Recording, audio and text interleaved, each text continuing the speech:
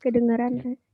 Ini mau bahas bab 13 apa 15? Apa dua-duanya? Apa gimana? Ada yang mau tanyain dulu nggak? Kayak materi apa? Gitu. Selamat datang, Gare. Udah bangun, Gare? Kayaknya bab 13 aja. 13 aja. 15 bisa berarti? Kalau misalkan bisa sampai 15 ya syukur sampai 15 gitu. Apa mau bahas KBF? Bebas sih. Kayak kan ini aja coba itu ke share screen ntar.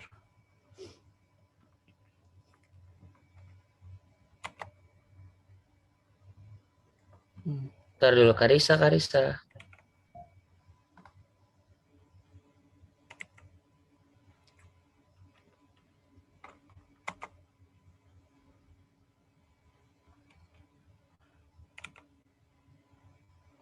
Gue space soal dulu ya. Ntar.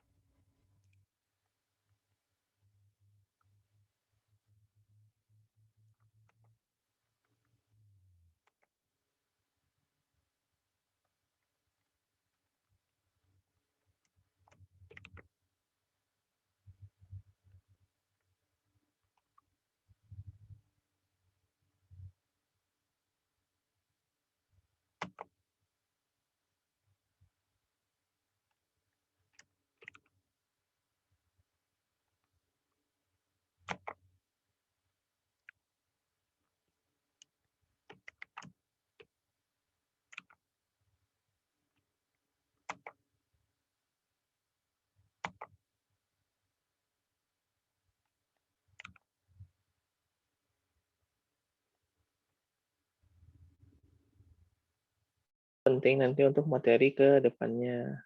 Ada beberapa materi ke depannya itu yang membutuhkan turunan parsial.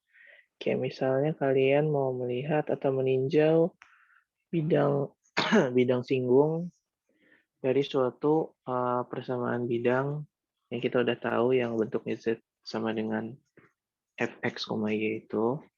Dan itu tuh kita kalau mau mencari bidang singgung pada satu titik di persamaan bidang tersebut, itu tuh kita harus menentukan bagaimana gradien terhadap sumbu X dan terhadap sumbu Y-nya. Dan dari situ kita bisa membentuklah si bidang singgung itu. Dan terus nanti kita juga bakal belajar tentang linearisasi dan lain-lain ke depannya.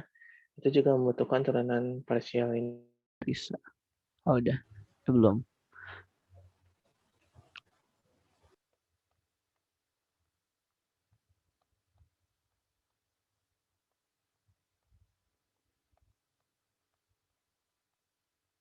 Ya, masih belum bisa. Oh, udah. Udah ya, Gare. Oke. Kasih. Oke. Ini kedengeran nggak? Kelihatan nggak? Kedengeran nggak? Sorry.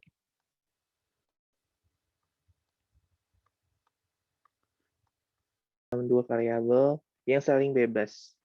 Ingat ya, dua variabel yang saling bebas. Itu ada variabel X dan variabel Y. Mereka ini saling bebas. Dengan kata lain, tidak saling memengaruhi satu sama lain. Jadi nilai X itu tidak akan memengaruhi nilai Y. Nilai Y juga nggak akan mempengaruhi nilai X. Tapi kedua nilai ini memengaruhi nilai Z. Maksudnya saling bebas itu apa? Saling bebas itu maksudnya X itu bukanlah suatu fungsi dari Fy, dan Y itu juga bukanlah suatu fungsi dari Fx. Jadi nilai mereka itu tidak saling mempengaruhi satu sama lain. Nah, jadinya turunan parsial itu berangkat untuk meninjau bagaimana hasil turunan fungsi Z relatif terhadap sumbu X dan relatif terhadap sumbu Y. Gitu. Nah, jadi kalau misalkan kalian di soal ketemu, ada misalnya fx kecil ini. Berarti ini tuh artinya adalah turunan fx, y, turunan parsial fx, y terhadap x. Dan turunan parsial itu kalian nggak usah ngambil pusing. Jadi kan ini ada fx, y kan. Segala sesuatu yang ada y itu kalian anggap aja sebagai konstanta kalau kayak gini. Y dianggap sebagai konstanta. Y dianggap sebagai konstanta.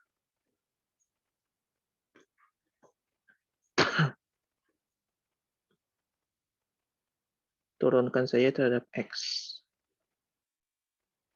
Turunkan saja terhadap X.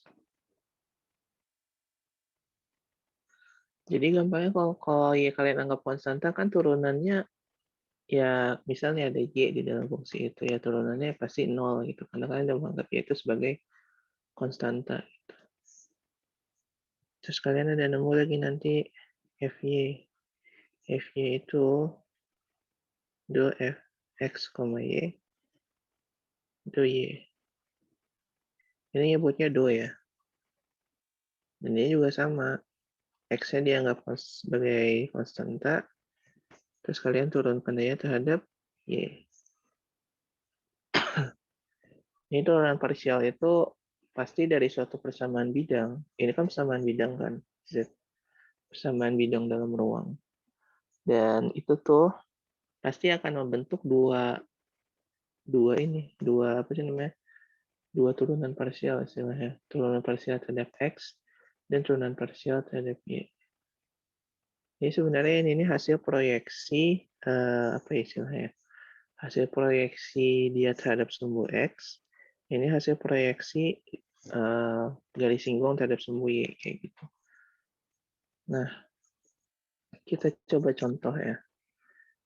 Misalnya ada suatu persamaan. Itu adalah ini. Z sama dengan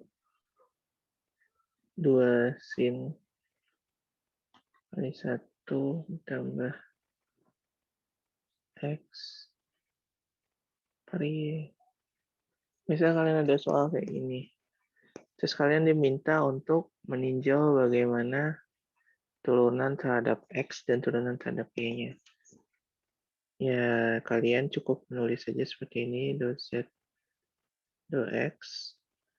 Do Z, do X berarti kan kalian menganggap X ini sebagai variabel, tapi Y ini sebagai konstanta kan.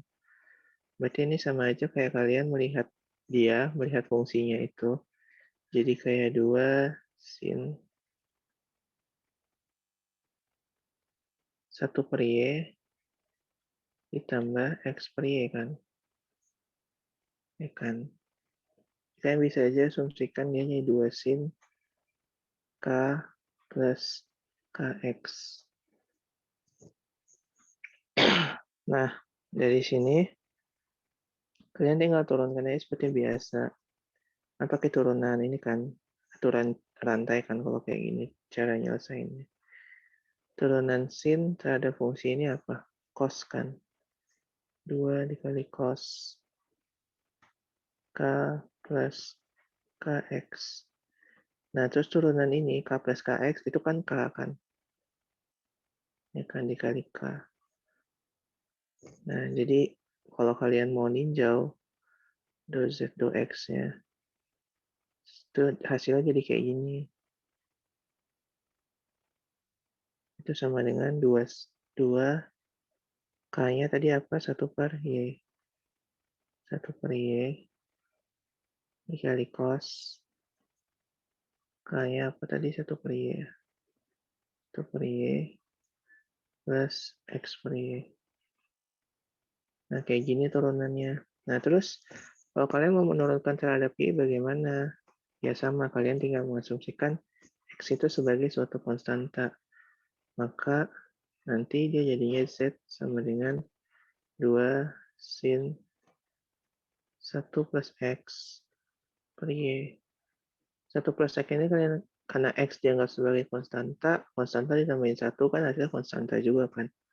Berarti ini sama ya kayak 2 sin, anggaplah suatu konstanta C lah, C per Y. Kalian tinggal turunkan seperti biasa, pakai aturan lantai juga. Ini jadi 2 cos C per Y.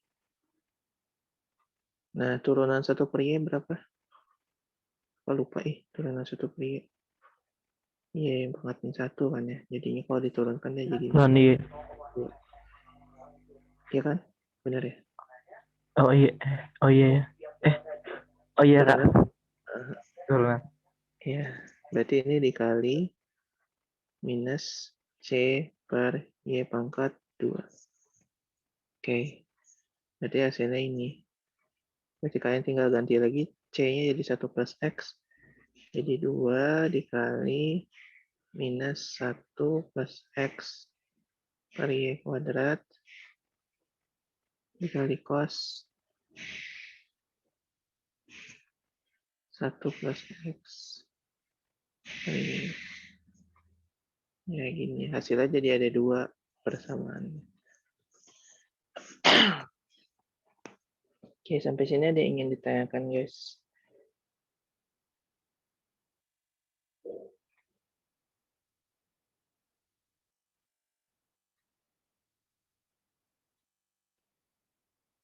Dari aku belum, Kak. Oke, mantap. Oke, kita lanjut ya.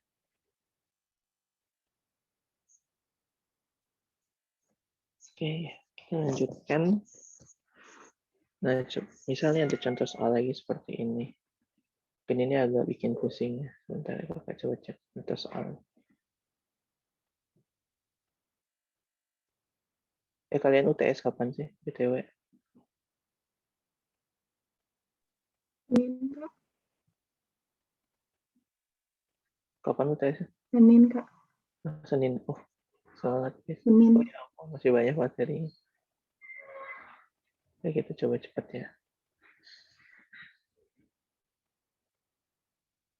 Oke. Oke, kalau kayak gitu, kita lanjut aja kali ya. Kita masuk ke materi ini. Tangen plan atau bidang singgung. Dan linear approximation. Ya, tadi kan kita mengulang sedikit tentang partial derivatif. Dan sekarang kita bakal ngebahas materi baru. Itu adalah tangen plan.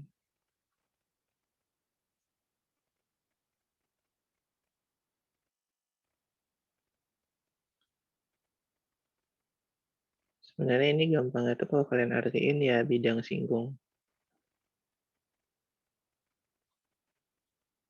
Bidang singgung.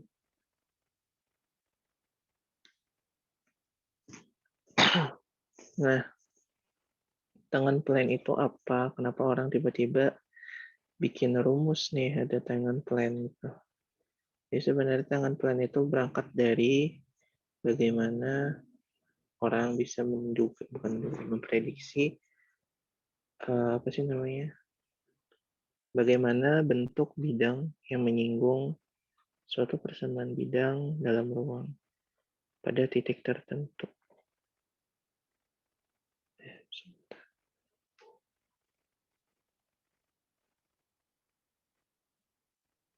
Oke.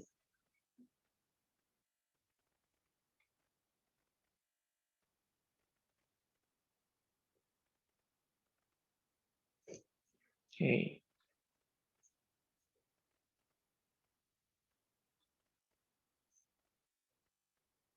Sumbu X dan sumbu Y. Ini sumbu Z. Nah, misalnya ada suatu bidang Ada suatu bidang bentuknya tuh kayak gini. Bentuknya itu kayak gini.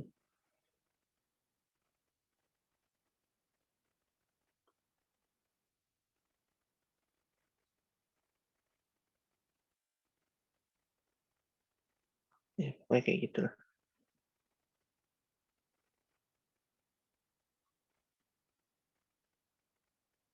Bentuknya kan melengkungkan kalau persamaan bidang dalam ruang. Sebenarnya bentuknya bakal macam-macam sih tergantung persamaannya. Cuma rata-rata kan dia ada melengkung-melengkung gitu kan. Yang kata lain kan kalau misalkan dia bentuknya kayak gini kan kalian mau meninjau perubahan gradien itu akan mengalami perubahan dengan kalian melihat dari sini, atau dia akan mengalami perubahan dengan kalian melihat dari sini, atau bahkan dia mengalami perubahan kalian dari sini. Jadi kayak ada banyak kemungkinan kalian buat meninjau garis apa sih istilahnya kayak garis singgung dari si bidang ini pada satu titik, misalkan ini titik P ya, titik P dalam bidang S, ini bidang S, surface terus itu point, dan di situ kalian bisa melihat ternyata kalau misalkan si fungsi ini atau bukan fungsi sih persamaan dua variabel persamaan yang Z sama dengan fx, y ini kalian lihat dia tuh kontinu pada titik P. Dan katanya kalau kontinu itu limitnya ada, berarti limitnya untuk kalian mendekati titik itu dari arah manapun hasilnya akan sama.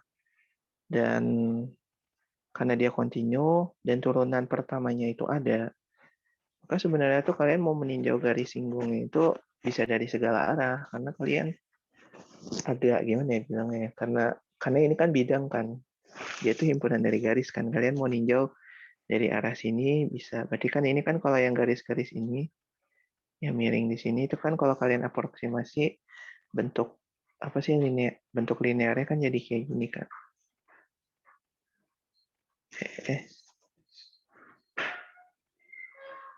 Ya misal kayak gitu gitu. Terus kalau yang satu lagi bentuknya jadi kayak gini.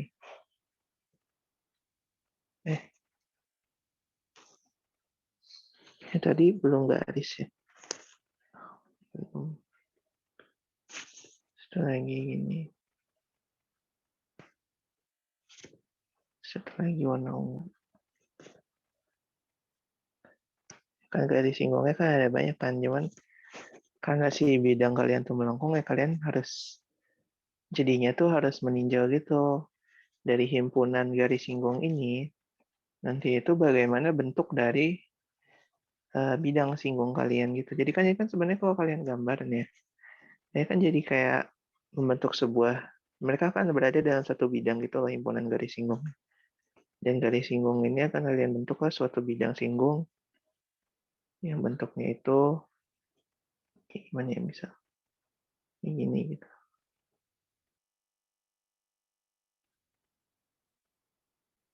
Nah, bidang singgung itu kayak gitu gitu.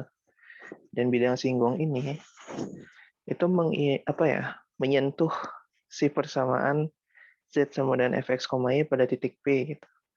Nah, kalian harus meninjau bagaimana mengetahui apa persamaan bidang ini. Persamaannya ini. Persamaannya ini apa? Sebelumnya waktu kakak memaparkan tentang koordinat, kan ada koordinat 3 dimensi, ada koordinat 2 dimensi, kan ada salah satunya kakak mengajarkan persamaan bidang kan. Persamaan bidang itu apa? Persamaan bidang itu adalah persamaan linear dalam ruang sebenarnya. Jadi ada persamaan bidang planar atau bidang rata seperti ini. Itu tuh bisa dinyatakan dalam bentuk A dikali X dikurang X0. X0 ditambah B dikali Y dikurang Y0 ditambah C dikali Y dikurang Z dikurang Z0. Ini adalah persamaan dari persamaan umum atau bentuk umum dari persamaan bidang planar. Bidang planar itu bidang datar ya. Jadi yang bentuknya rata-rata nggak melengkung-melengkung itu bidang standar. Kalau kalian lihat, semua orde X, Y, Z itu orde 1 semua. Nggak ada yang orde 2, nggak ada yang orde tidak 1 lah pokoknya. Pokoknya semuanya orde 1. Dan dari situ kalian bisa tahu kalau dia tuh sebenarnya kalau diproyeksikan terhadap sumbu Y, sumbu X, sumbu Z, itu tuh nanti akan membentuk garis lurus seperti itu. Oke, kita lanjutkan. Nah, dari sini, oh ya ini sama dengan 0 ya. Nah, dari sini kalian bisa melakukan simplifikasi untuk melihat Z sama dengan fx, y. Untuk melihat itu, kalian cukup melakukan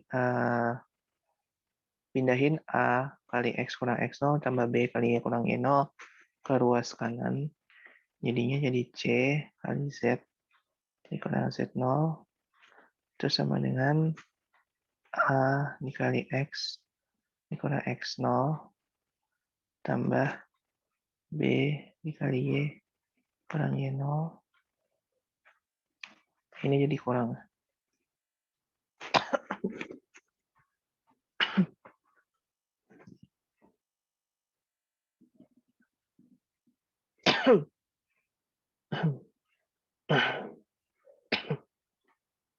Oke. Nah, ini jangan lupa dikasih minus ya. Nah, terus dari sini kalian masuk ke pembagian dengan C. Berarti Z dikurang Z0 itu sama dengan bin A per C dikali X kurang X0 ditambah dikurang B per C kali Y dikurang Y0. Nah, udah gitu kalian lihat ini. A sama C, B sama C ini kan suatu konstanta kan. Konstanta dioperasikan dengan konstanta akan menghasilkan suatu konstanta baru. Dan ini kalian asumsikan aja lah suatu konstanta A kecil dan ini B kecil. Maka Z dikurang Z0 itu sama dengan A dikali X dikurang X0 kurang B, ditambah B kali Y dikurang Y0. Sebenarnya ini kalau teman-teman perhatikan ya, bentuknya itu sebenarnya similar atau mirip dengan untuk persamaan linear yang mungkin teman-teman udah tahu. Itu ada Y dikurang Y0 sama dengan M dikali X dikurang X0.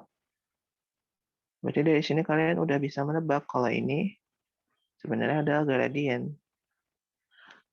Dan ini, yang A, ini adalah gradien fx, dengan kata lain gradien dia pada sumbu x, dan dia itu hasil turunan parsial z terhadap x. Terus yang ini, itu adalah gradien dia terhadap sumbu y. Seperti itu. Nah, jadi ya simpelnya kalau kalian lihat di sini, z kan tadi kan fx, y kan. Jadi kan ini fx, y dikurang fx0 dikurang y0 ya kan sama dengan turunan dia yang pertama do f x, y terhadap x do x dikali x dikurang x0 tambah do f x, y dibagi do y kali y dikurang y0. Ini bentuk persamaan bidang singgung dari suatu fungsi bidang atau persamaan bidang dalam ruang pada titik P dan persamaan bidang tersebut kontinu pada titik P. Kayak gitu. Di sini ada yang ingin ditanyakan, guys. Bentuknya ekuivalen ya sama yang bentuk yang teman-teman udah kenal. Jadi teman-teman tinggal asosiasikan saja pemahaman itu dengan materi ini.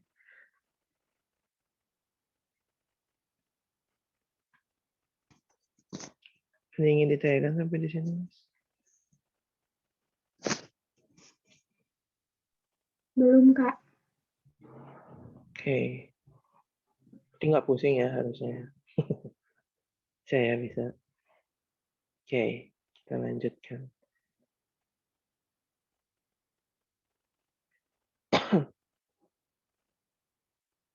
Oke. Mungkin kita coba satu contoh soal kali ya. Misal ada paraboloid. Ada paraboloid, yaitu persamaannya ada paraboloid. Persamaannya itu Z sama dengan 2x kuadrat plus Y kuadrat. 2x kuadrat plus Y kuadrat. Ini kalau teman-teman lihat tuh kan sebenarnya bentuknya bakal kayak parabola, tapi dia kebuka ke atas. Tapi dia lebih curam ketika kalian lihat dari sudut pandang X. Nah, itu. Oke. Coba kita gambarin ya ininya. Si bidang. Bidangnya kalau digambarin jadinya kayak ini.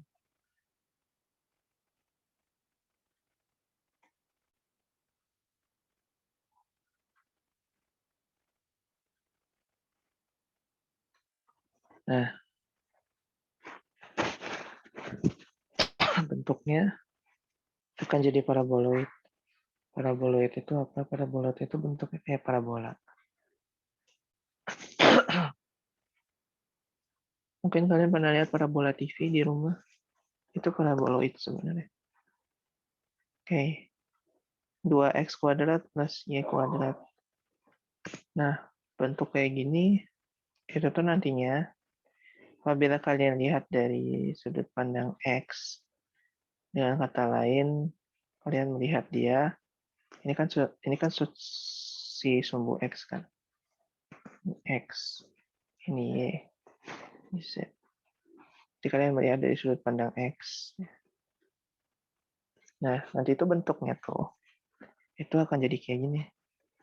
Kalau kalian lihat ya, proyeksinya itu terhadap bidang XY, itu tuh jadinya persamaannya jadi kayak gini. Ini bentuk proyeksinya ya. Bentuk proyeksinya. Itu agak susah ya bikin parabola ya. Gimana sih bikin parabola?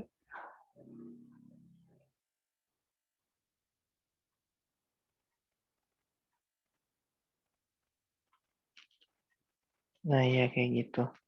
Dan ini seakan kalian melihat dia seperti Z sama dengan Y kuadrat. Nah tapi kalau misalkan kalian ngelihat dari sumbu ini, dari sumbu Y, nah itu tuh nanti kalian bakal melihat proyeksinya terhadap bidang XZ. Itu tuh jadi kayak parabola juga, cuman dia lebih curam. Kayak gitu. Karena kalian melihat dia jadi seperti Z sama dengan 2x kuadrat. Lebih curam. Nah, gimana kalau dari atas bentuknya? Kalau dari atas bentuknya, itu tuh nanti jadi kayak elips. Bukan bulat ya, tapi elips. Elipsnya cuman jadinya gepeng sumbu X gitu. Gepeng sumbu X. Jadi bentuknya jadi kayak elips. Gepeng di sumbu X, tapi agak susah ya gambarnya. Ya gitulah. Nah, jadi kalau kalian lihat ini bentuknya jadi kayak parabola, paraboloid. Yang bentuknya itu kayak gini. Nah, cuman kalian kan harus meninjau di sini ada diminta ya. Bagaimana bidang singgung yang dia itu menyinggung si bidang ini, bidang paraboloid ini pada titik P sama dengan 1,1,3. Nah, bagaimana kalian bisa tahu dia seperti itu? Nah, gimana caranya? Caranya sama seperti yang udah tadi dijelaskan. Kalian cukup bikin aja kayak gini bentuknya Z. 1,1,3 itu di mana sih sebenarnya? 1,1,3 itu kan sebenarnya ada di sini lah ya. Ketemunya di sini. Terus nanti bidangnya lurus, tegak terhadap sumbu Z, tapi dia miring gitu. Miring ke arah kalian. Gitu. Kebayang nggak bentuknya kayak gimana bidangnya?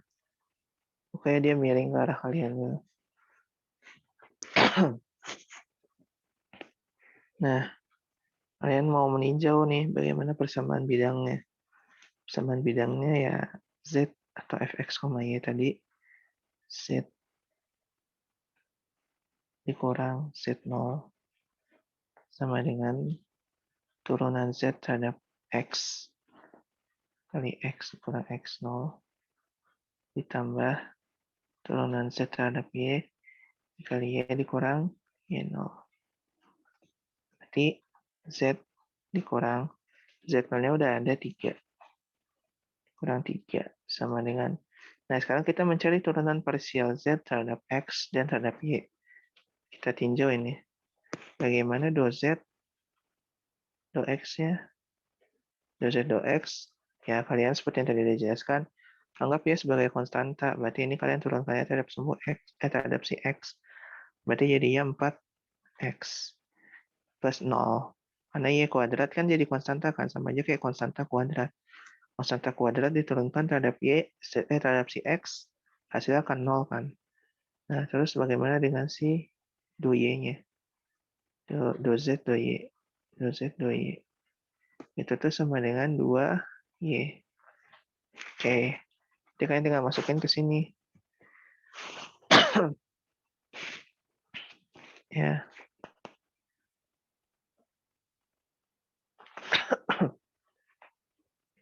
Oke. Ini kan jadinya 4X kan. 4X kan. Kali X dikurang X0. Tambah 2Y. Kali Y dikurang Y0. Nah. Kalian jangan lupa. Ini harusnya 4X0 dan 2Y0. Jadi kalian udah dapat nilainya langsung gitu. Emang harus di titik itu gitu. Karena kan kalian mau meninjau di titik ini kan. Nanti jadi garis kan ini 4X kan sebenarnya kan. 4X itu garisnya jadi kayak gimana sih 4X? 4X itu bentuknya jadi kayak gini ntar. Miring ke atas sana gitu. Jadi kalau kalian proyeksiin ke bidang XZ kalian akan nemuin garis yang bentuknya mirip jadi kayak gini gitu. Nah, cuman kan kalian mau meninjau di titik ini kan, di titik 1,1 kan. Di titik 1,1 itu ya hasilnya ya ini. Di titik 113 itu hasilnya ya X0. Itu sih satu ini. Berarti 4 dikali 1. 4 dikali 1 ya 4 kali X dikurang X0. Tambah ini juga kebetulan Y0-nya 1, 2. Ini lupa ya kakak kasih 0, 0 ya. X0 ya 0. 2 dikali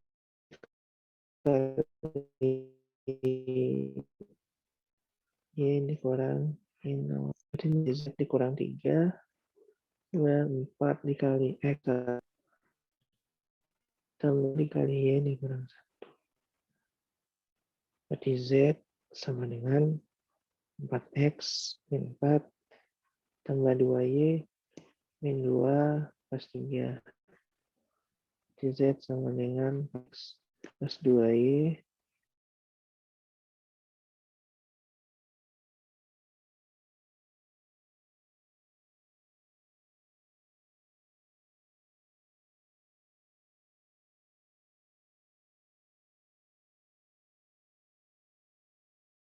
coba ke stop meeting masih jalannya. Oke. Jadi ini dia persamaan bidang Kak, singgung. Jadi kalian tinjau garis singgungnya terhadap si bidang XZ. Terus nanti kalian tinjau lagi terhadap si bidang XY. halo Kak. Ya, halo. Ini aku share screen-nya nggak ada. Hilang tadi. Oh, hilang ya? Iya, Kak. Iya. Oh. Oke, kalau sekarang udah ada kan? Lagi loading, Kak. Nah, udah. Udah, Kak. Oke.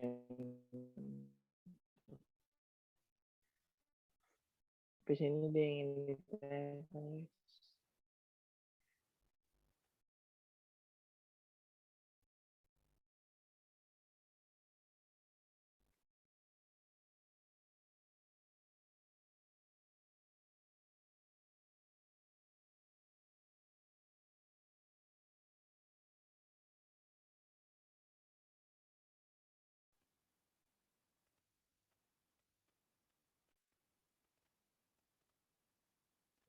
Kedengaran nggak suaranya? Tadi enggak, Kak. Oh, enggak ya? Sekarang udah kedengeran lagi. Sinyalnya deh kayaknya. Aduh, maafin guys, sinyal di sini emang agak susah guys. Nggak apa, Kak. Semangat, Kak. Oke. Oke, sampai sini ada yang ingin ditanyakan lagi guys. Oh, nggak ada, kita lanjut ya. Oke, kita bahas linear approximation. Oke.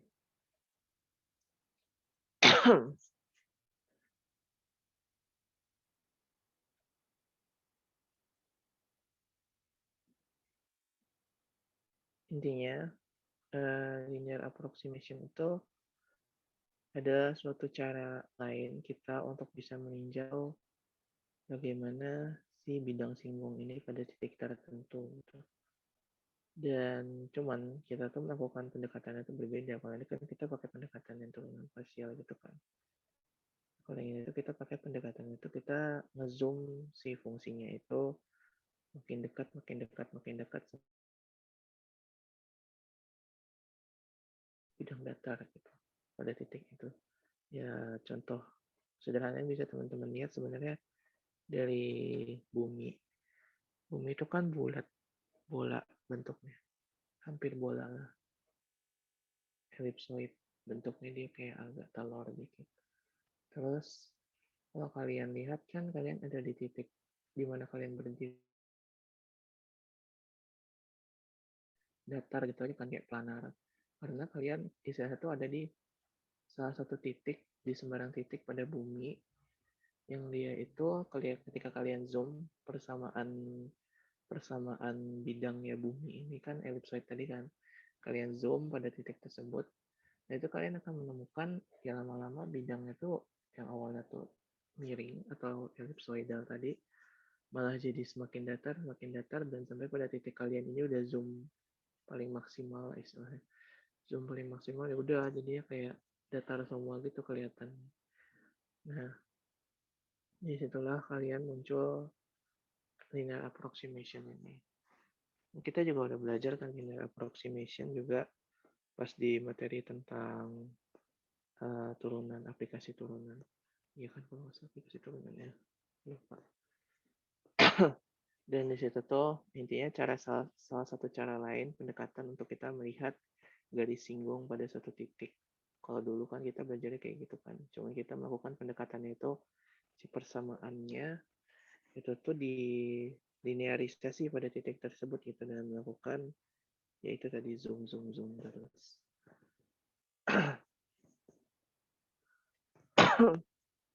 Oke, sebentar ya, aku coba baca bentar.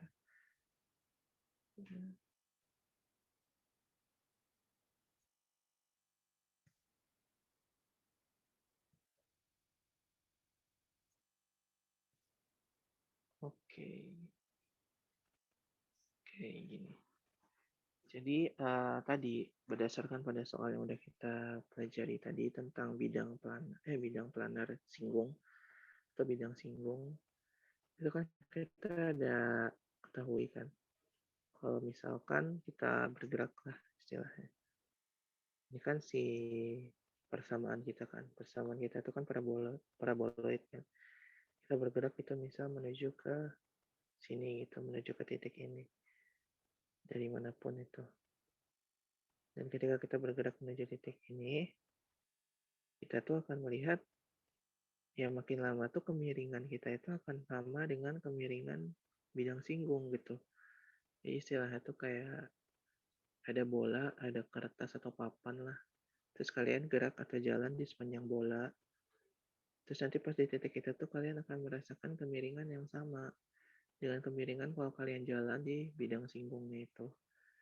Nah, jadi dari persamaan ini, dari yang persamaan kita tadi, fx, y, itu tuh sama dengan 2x kuadrat plus y kuadrat.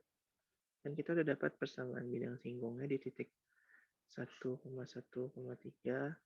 Itu tuh adalah z sama dengan 4x plus 2y minus 3. Nah, dari sini kalian bisa melihat ini ada persamaan bidang linear. Yang katanya bidang planar kalau di ruang. Dan ini, fungsi ini itu bisa dibilang kayak semacam linearisasi. Ya, linearisasi dari ini. Dari si persamaan kita yang pertama. Pada titik 1,1. Pada titik 1,1. Ya, jadi gimana ya istilahnya tuh kayak kalian meninjau itu gimana ya? Kalau dulu kan kita belajar itu kayak gini kan. Ada suatu fungsi parabola. Fungsi parabola bentuknya melengkung seperti biasa. Ya kan, melengkung kan. Nah, kalian mau mencari titik singgung, garis singgung di sini kan. Garis singgung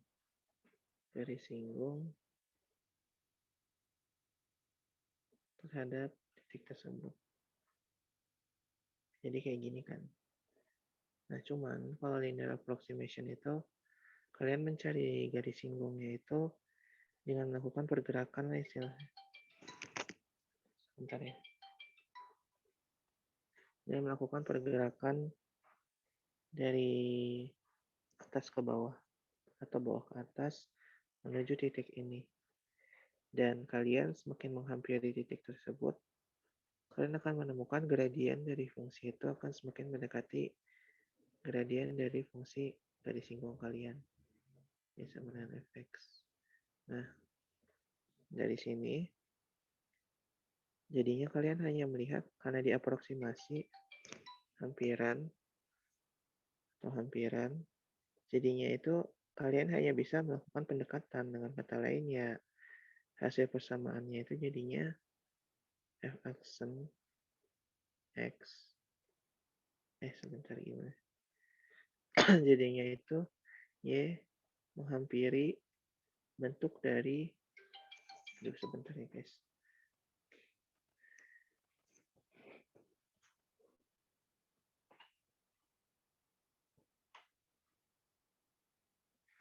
Dia menghampiri bentuk dari f aksen x.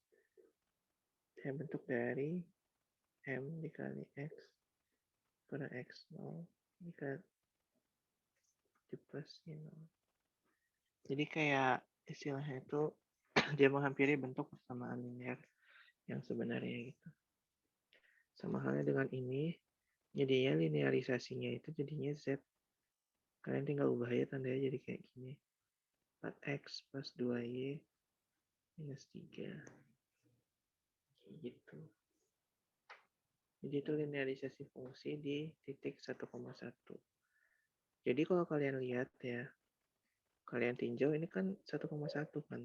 Berarti ketinggiannya harus sama. Kalian harus mau meninjaunya itu, kita harus berada pada level yang sama, pada ketinggian yang sama. Itu ada ketinggian si 3. Nah, terus kalian bergerak ke arah sini, bergerak ke arah sana, ke arah sana. Itu tuh nanti kalian akan menghampiri nilai ini. Dan kalian akan dapatlah linearisasinya seperti itu. Oke. Nah, jadi kalau misalkan kalian ditanya nih di soalnya, kalian udah nemu nih apa sih istilahnya kayak linearisasinya tuh kayak gini gitu bentuknya. Terus nanti kalau misalkan ada soal gitu meminta kalian untuk mencari istilahnya kayak kayak bagaimana si Z ini, bagaimana si fungsi kalian ini, bukan fungsi, persamaan paraboloid kalian ini nilainya, bagaimana nilainya ketika X dan Y-nya itu berubah sedikit gitu. Karena kita mengasumsikan kan dia pada titik di sekitar bidang singgung itu tuh akan bentuknya linear kan.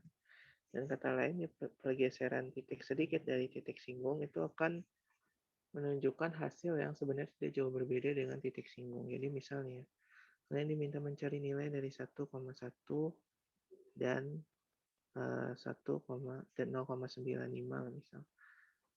0,95. Berarti kan ini kan cuman bentuk dari 1,1 kan, cuman yang ini ditambah 0,1, yang ini dikurangi 0,05 kan. Nah, gimana caranya? Caranya ya kalian gampang aja, tinggal Z. Ini tanda hampiran dari 4 dikali X-nya masukinnya 1,1. Ya, ditambah 2 dikali 0,95 kurang 3. Maka kalian akan mendapatkan hasil nanti berapa gitu. Nanti coba dicari di kalkulator. Nah, terus kalau kalian bandingkan dengan nilai Z yang sebenarnya, kalau misalkan kalian taruh 1,1, itu kan jadinya Z sama dengan 4 ditambah 2 dikurang 3 kan. Kalau misalkan 1,1 kan. Jadinya hasilnya akan pertama 26, 6 kurang 3 min 3. 4 tambah 2, 6. 6 kurang 3 itu 3. Nah, hasil kalian yang akan kalian peroleh di sini itu tidak akan jauh berbeda dengan nilai ini gitu. Jadi tidak akan jauh berbeda dengan 3 gitu. Hasilnya pasti ya sekitar 3, sekian lah atau 2,9 sekian gitu atau 2,8 sekian. Kayak gitu. Di sini ada yang ingin ditanyakan guys.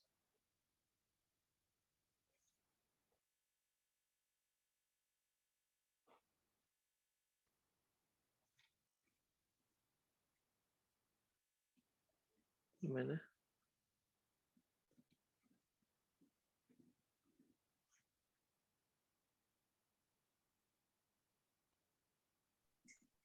Kak, Ya. bukan samanya kalau linearasi bukannya 1,1 dikurangi dengan 1, kalau 0,9 dikurangi 1 gitu kan. Iya. Jadi kayak kalian meninjau segala titik di sekitar titik betul lah. Nanti itu berapa nilai dari si ininya, nilai dari si persamaan linear kalian ini, persamaan bidang kalian ini. Ini kan titik singgungnya di sini tadi kan, yang ini. Nah itu tuh kan sebenarnya kan di sekitar titik singgungannya kan bentuknya itu hampir mirip sama bidang singgung kan. Dia kalian asumsikan aja misalkan ada titik di sini gitu atau titik di sini gitu. Kalian mau meninjau berapa nilai dari si persamaan kalian, persamaan paraboloid kalian. Dan di situ kalian meninjaunya itu bisa dengan menggunakan si persamaan bidang planar gini yang menyinggung si paraboloid kalian pada titik singgungnya gitu. Dan yang kalian dapatkan jadinya ya hampiran, namanya hampiran karena nilai ini tuh tidak serta-merta nilai yang benar gitu loh. Tidak serta-merta nilai yang sesuai gitu. Cuman kalian bisa menggunakan dia sebagai bentuk hampiran, dengan kata lain kalian bisa menduga lah hasilnya ya kurang lebih di sekitar itu gitu.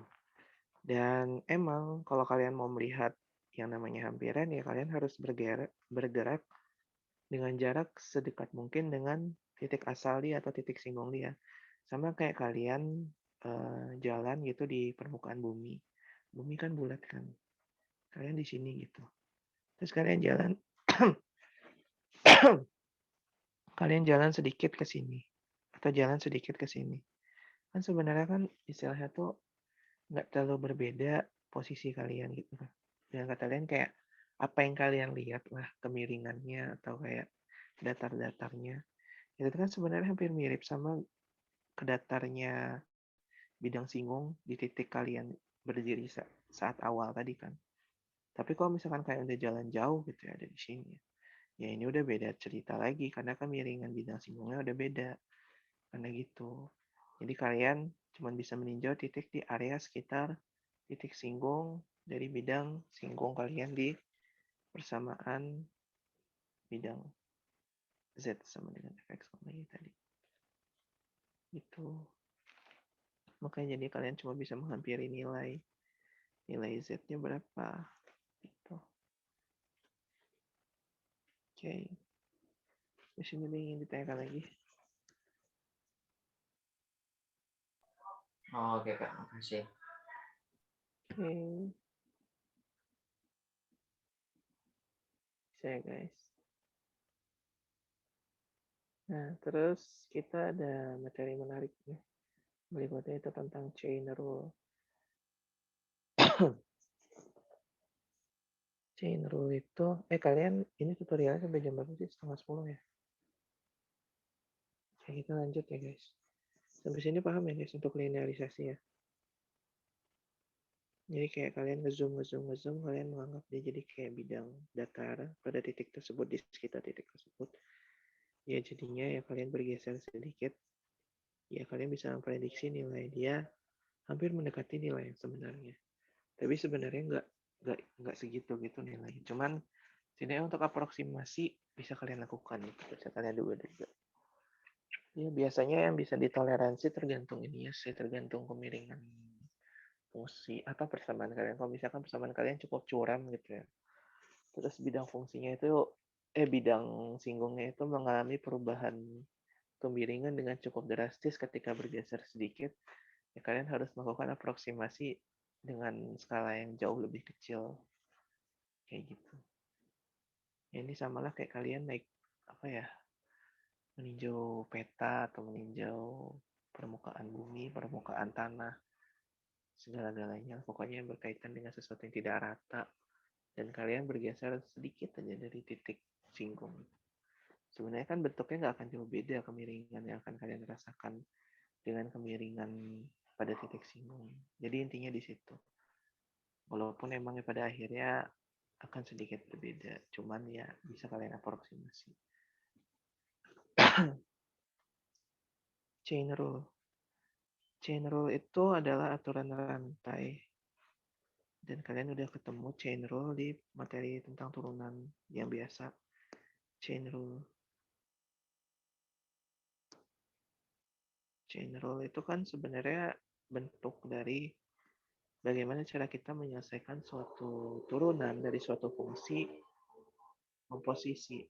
Kalau kakak sih biasanya bilangnya fungsi komposisi sih, karena ada fungsi di dalam fungsi. Bisa ada fungsi, dulu kan kita belajarnya fgx kan.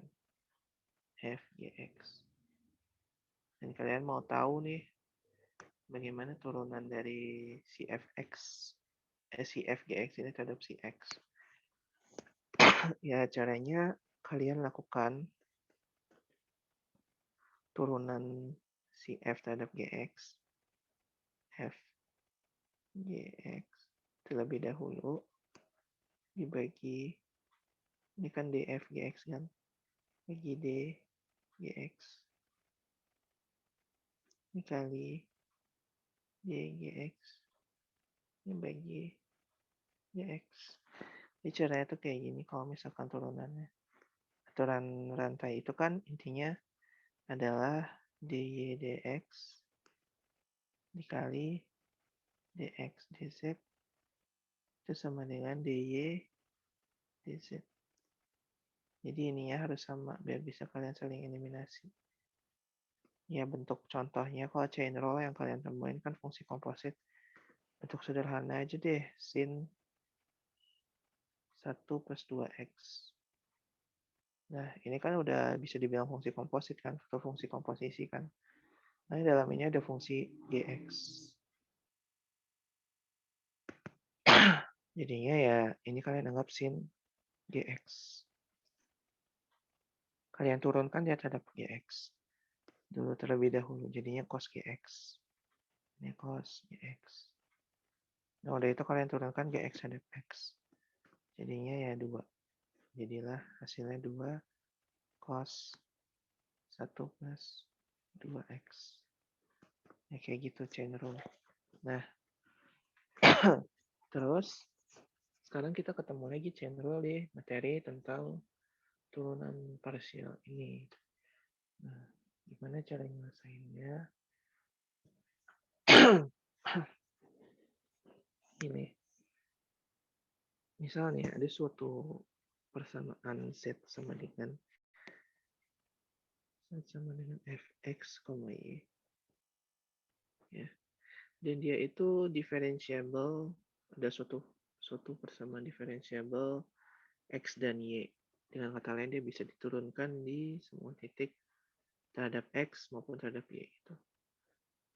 Dan x itu sendiri adalah suatu fungsi y t, dan y itu juga suatu fungsi h t. Jadi dia itu adalah suatu x sama y itu seperti biasa dia saling bebas.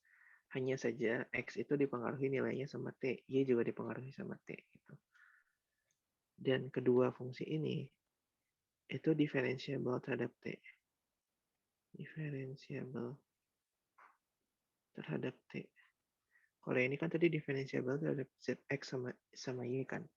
Kalau si x sama y tadi itu differentiable terhadap si t. Nah, maka kalian mau meninjau bagaimana diferensiat z terhadap t gitu. Berarti dz dt. dz dt bagaimana? dz dt-nya kalian tinjau aja do z do x dikali dx dt ya ditambah do z do y kali dy dt. Sebenarnya ini cara kalian buat bisa mencari bagaimana dz dt-nya gitu loh. Jadi kan kalian udah nemu nih. Ini kan jadinya kayak do z terhadap sumbu x di dt, di dt ya. Di dt tambah ini turunan parsial di terhadap y z dt. Karena ini dia ada turunan parsial x ditambah turunan parsial y, kalian bisa menghasilkan turunan penuh dari si d. Jadi dz dt. Kayak gitu. Nah, sebenarnya ini gimana sih cara kita menentukannya? Jadi, gimana ya menjelaskannya? X dt, dy dt.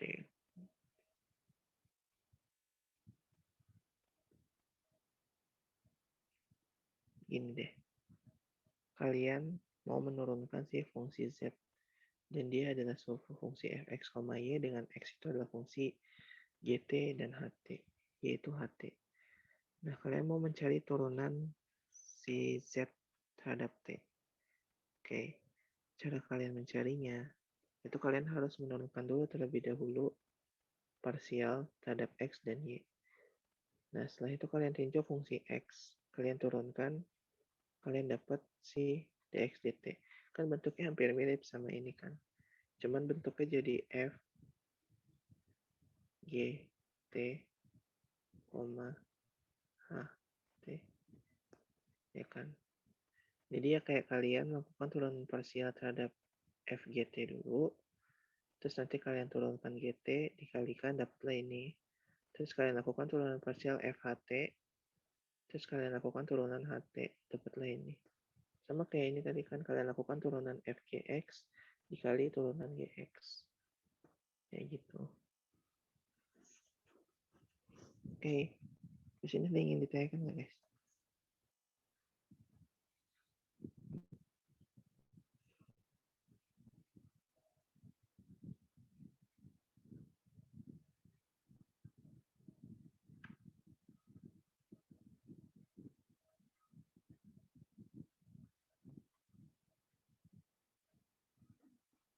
Gimana?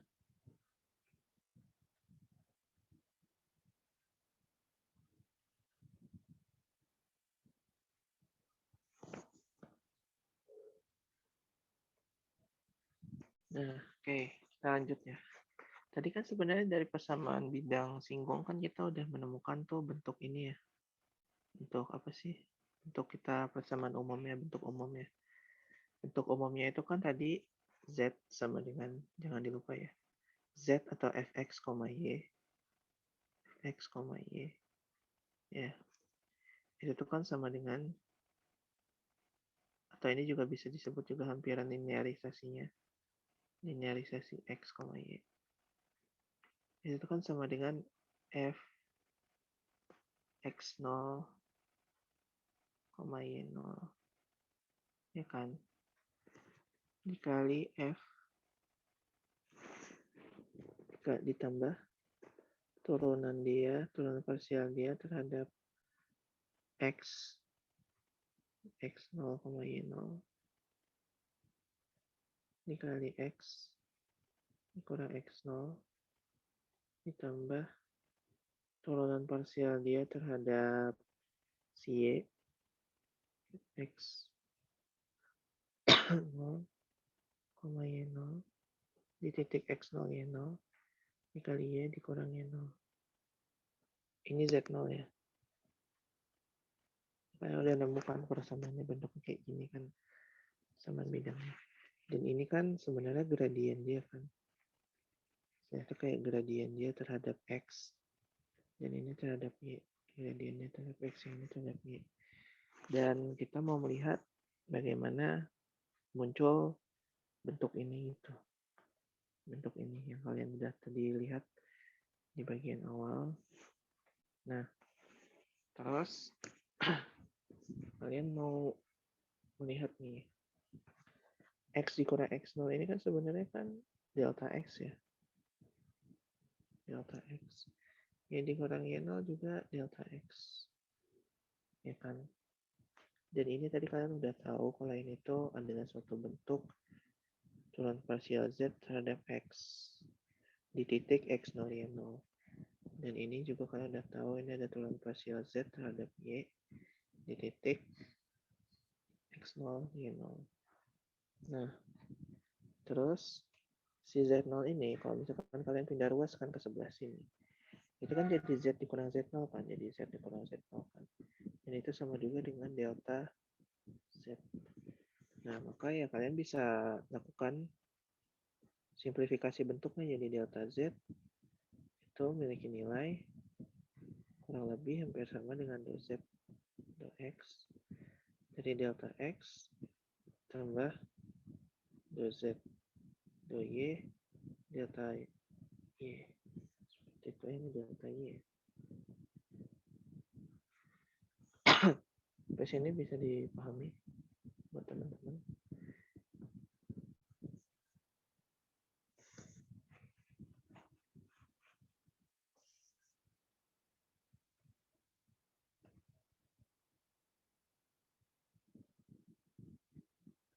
Jadi di sini tuh kita melihat ada delta x, ada delta y, dan delta z.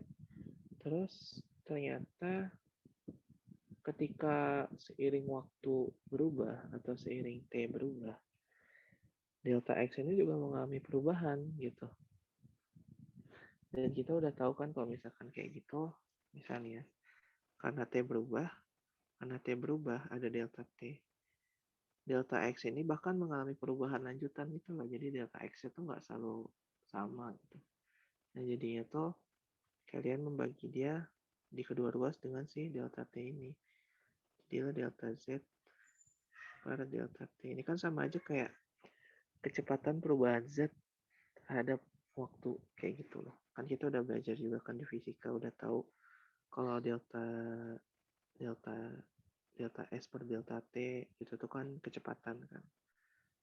Nah, di sini juga sama delta z per delta t itu memiliki hampiran dou z dou x dari delta x per delta t tambah dou z dou y tambah delta y delta T. Nah, di sini deltanya, kalau kalian lihat, delta itu kan sebenarnya selisih kan. Selisih T dikurang T0. Atau kalian bisa bikinnya juga Tn dikurang Tn kurang 1. Atau kalian juga bisa tulis Tn plus 1 dikurang Tn. Nah, selisih itu akan selalu akan semakin mendekati 0 ketika kalian bergerak sedekat mungkin dengan titik awal. Jadi kalian melakukan penghampiran limit si T-nya itu, delta T-nya itu mendekati 0 gitu. Jadi dengan kata lain selisihnya itu sekecil mungkin sampai hampir hasilnya selisihnya itu sampai 0,0,0000 sekian gitu. Mungkin ada satu di belakangnya, coba mungkin kalian hampirkan kan jadi 0 kan. Nah, di limitnya itu kalian lihatlah, kalau misalkan delta itu dilimitkan terhadap 0, itu hasilnya akan jadi D. Kita udah belajar pas di turunan. Kalau D itu sebenarnya adalah suatu simbol pengganti delta. Tapi delta yang sekecil mungkin. Kalau delta itu kan bisa aja selisihnya 3 kurang 2 atau 4 kurang 1. Itu kan jauh-jauh bisa delta itu. Nah, D ini adalah delta dalam skala yang jauh lebih kecil.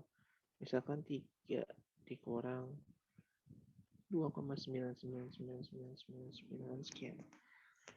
Dan itu tuh selisihnya itu hampir mendekati 0 gitu. Karena saking 2,99 ini tuh semakin dekat ke 3 gitu.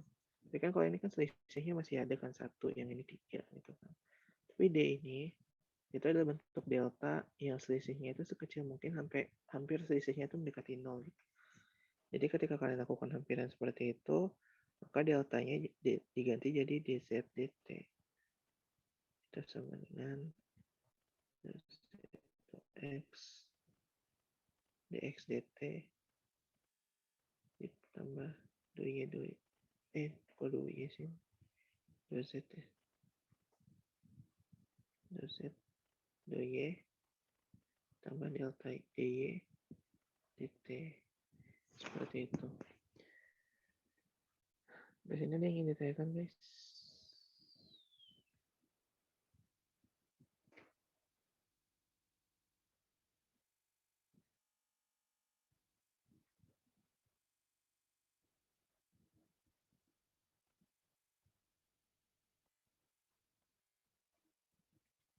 Kita bakal bahas sampai implicit differentiation hari ini.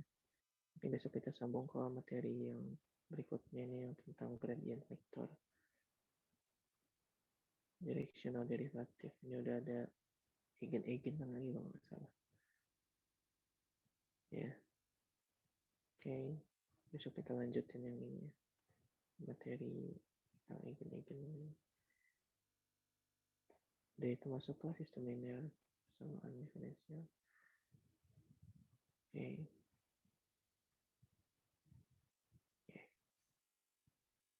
Cukup banyak ya materinya ya guys. Oke, kita lanjutkan materi berikutnya. Itu adalah tentang ini implicit differentiation. Tapi sebelum itu kita coba latihan soal dulu ya tentang chain rule ini. Nah, ini.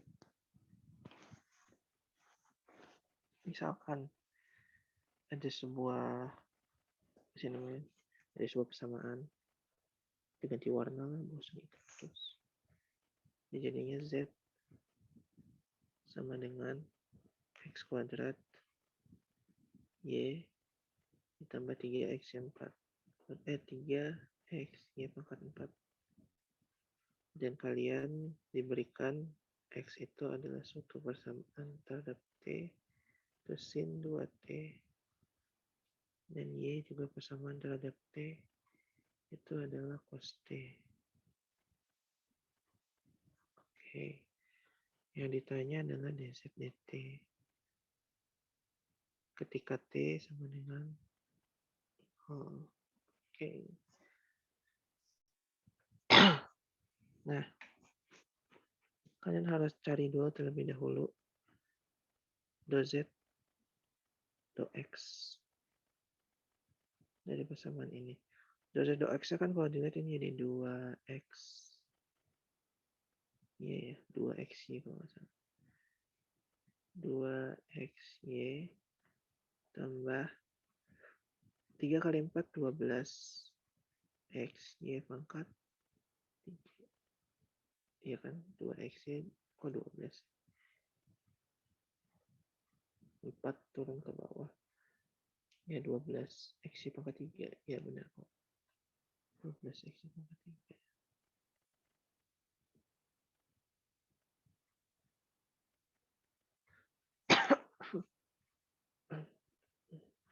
Oh iya benar. Kalian turunkannya terhadap si X ya, bukan terhadap si Y. Berarti ini jadinya 3 Y pangkat 4. 3 Y pangkat 4. Oke benar. Terus do Z do Y itu sama dengan X kuadrat plus 12 X Y pangkat 3. Oke, kayak gitu. Nah, terus dari sini kalian lihat dx dt-nya. Dx dt jadinya ini kalau kalian lihat ini jadi 2 cos 2t. Ya kan? Dy dt dy-dt-nya ini jadi min sin t. Ya. Oke. Ya udah kalau kayak gini kalian mau melihat dz dt, kalian kembalikan aja ke bentuk awalnya, ke persamaan awal sama dengan do z do x dikali dx dt tambah do z do y dikali dy dt. Nah, ini jadinya 2xy tambah 3y pangkat 4 dikali dx dt-nya tadi 2 cos 2t tambah x kuadrat plus 12x y pangkat 3 dikali min sin t. Oke, kayak gitu. Nah, yang ditanya adalah bagaimana kalau t-nya itu mendekati t-nya itu nilainya 0 gitu. Bagaimana kalau nilai dz dt-nya nilai t-nya itu 0 gitu. Bagaimana kalau misalkan dia jadi dz dt t-nya sama dengan 0. Gimana cara menyelesaikannya? Oke. Kalian harus lihat di sini. X tadi kan sin 2t, ini tadi cos t. Kalau kalian masukin t-nya 0, berarti x 0 itu sama dengan sin 0. Sin 0 itu 0. Y-nya juga kalau kalian masukin t-nya 0, cos t itu kan cos 0 kan. Y cos 0. Cos 0 itu 1. Oke, dapat kayak gitu. Nah, berikutnya kalian lihat di sini. Berarti 2 dikali X kali Y. X-nya tadi udah dapat 0. Berarti 2 dikali 0 dikali 1. Hasilnya jadi 0. Tambah Y 1. Y pangkat 4, 1 pangkat 4. Berarti 3 dikali 1 pangkat 4, 3. Nah, dikali 2 cos. Ini kan T-nya kan tadi 0 kan. 2 dikali 0. Ditambah. Ini X-nya tadi 0. 0 kuadrat 0. 0 ditambah 12 kali 0. Kali 1, 0. Dikali min sin 0. Dari sini kalian dapat. Ini hasilnya 3 dikali 2 cos 0. Cos 0 itu 1 kan. Berarti 3 dikali 2. Ditambah. Ini 0. Sin 0 itu 0. Jadi hasilnya 6. Beres, guys. Itu persamaan bukan hasil dari turunan Z terhadap T pada titik T sama dengan 0. Ada lagi yang ingin ditanyakan, guys?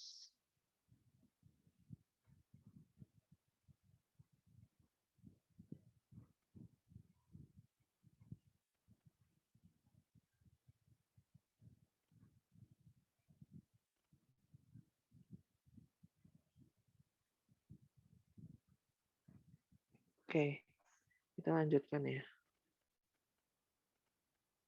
Kita lanjutkan dengan implicit function. Nah, implicit differentiation ini intinya tuh, kalau tadi kan ada suatu persamaan Z, X, Y. Dan X dan Y-nya itu saling bebas. Nah, di sini tuh kasusnya, Y itu dipengaruhi nilai X. Jadi dia udah tidak saling bebas. Kalau yang di sini ya, konteksnya. Nah,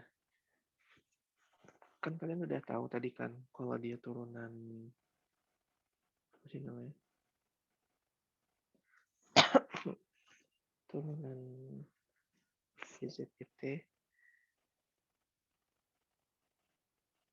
ZDT itu sama dengan Z do X kali dx dt, ya kan, tambah do Z do Y kali dy dt. Nah,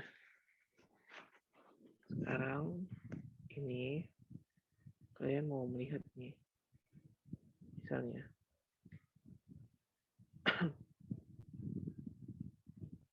ada suatu fungsi yang dia itu dalam bentuk fz sama dengan fx, y, itu tuh nilainya adalah 0. Misalnya ada suatu persamaan seperti ini. Nah, berarti kalau misalkan bentuk dia seperti ini, kalau ada bentuk seperti ini, itu tuh secara implisit menyatakan bahwa y itu adalah fungsi terhadap x. Kenapa begitu? Karena kan kalian udah tahu kan kalau persamaan y itu kan sama dengan fx kan. Y itu sama dengan fx. Nah, jadinya kayak kalau misalkan kalian lihat persamaan ini, ketika z sama dengan 0, ketika z sama dengan 0, fx, y sama dengan 0, ini kan sebenarnya yang kalian lihat kan hanya ada persamaan dengan x, persamaan dengan y, dan sama dengan 0. Nggak ada z sama sekali di persamaan ini. Ya kan? Nah, secara implisit kalau sama udah menyatakan kayak gini, itu udah menyatakan bahwa y itu adalah suatu fungsi terhadap x gitu. Atau ya kalau kalian gampangnya ya, kalian mau meninjau ini, itu tuh dengan melihat kayak ini, ada suatu persamaan z kayak gini kan. Tapi kalian lihatnya itu di bidang x, y aja gitu. Jadi kalian cukup lihat dari atas aja dengan z sama dengan 0. Jadi kalian nggak peduli tinggi dari persamaannya itu berapa gitu. Tingginya 0 ya pokoknya. Dengan kata lain dia berada di bidang XY. Berarti itu sama aja kayak kalian menggambarkan persamaan dalam bentuk kurva di koordinat XY kan, sama aja seperti itu. Nah, jadinya syarat berikutnya si Y ini harus bisa diferensiable terhadap X. Nah, jadinya bentuknya itu kan jadi gini. dz dt kan, z-nya kan tadi 0 kan. Turunan 0 terhadap t kan 0. Ya kan. Jadinya ini do z do x, atau ini kalau misalkan dibilang ini do f do x juga boleh, sama aja. Ya kan, dikali dx dx karena dia fungsinya terhadap x sekarang. Jadi fungsinya kayak gini turunannya. Kalian ganti aja dt-nya sama si x. Jadi ini jadi do f do y kali dy dx. Ya, ini berangkat dari turunan parsial tadi kita menyederhanakan rumusnya. Nah, dari sini kalian bisa melihat bahwa ada bentuk yang sebenarnya cukup unik. Itu ketika kalian keluarkan di dx jadi bentuk ini. Di dx kalian keluarkan. Di dx kalian keluarkan. Ya. Berarti kalian akan menemukan do f do x do f do x. Ya. Sebentar guys. Ada yang menarik. Oh iya, ada satu yang kemis. Nah ya ini. dx ini kan sama aja kayak menurunkan x terhadap x kan hasilnya 1. Berarti ini jadi do f do x dikali 1 tambah do f do y kali dy dx. Pindah ruas ini jadi min do f do x sama dengan do f do y dikali dy dx. Kalian bisa meninjau turunan dy dx itu adalah dengan melihat hasil fraksional dari min do f do x dibagi do f do y. Atau ini simpel kalian lihatnya dy dx itu sama dengan minus turunan f terhadap x bagi turunan f terhadap y. Begitu guys. Ada yang ingin ditanyakan sampai di sini nggak? Berhubung ini udah jam 9:30 juga. Gimana guys? Ada yang ingin ditanyakan sampai sini?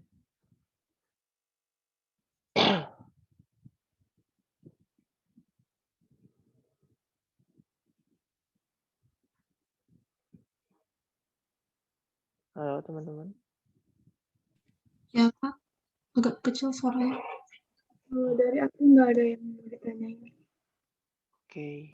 Dari aku juga, Kak. Oke, udah mantap lah ya. Oke.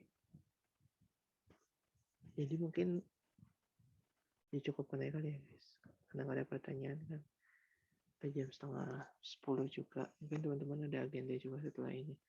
Karena masih pagi kan. Biasanya kan malam kan mungkin agenda teman-teman tinggal istirahat kan.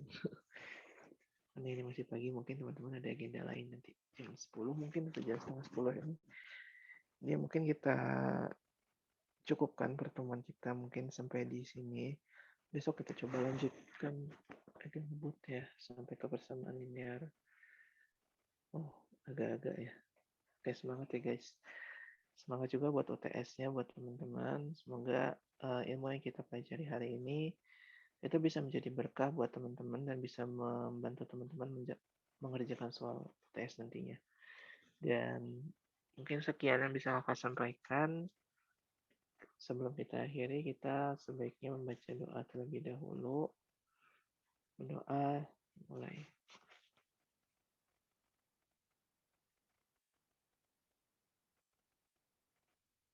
Berdoa dicukupkan. Kemudian kita tutup dengan baca istighfar sebanyak 3 kali. Baca hamdalah. Dan ditutup dengan doa kafaratul majelis. Lebih kurang mohon maaf. Billahi taufiq wal hidayah. Assalamualaikum warahmatullahi wabarakatuh. Mungkin buat teman-teman bisa leave kalau ada yang ingin leave. Ya kan tutorialnya sampai jam segini kan ya. Ya oke. Masih banyak ya. Masih banyak, Kak. Semangat guys. Makasih Oke, Kak. sip. Terima kasih banyak guys.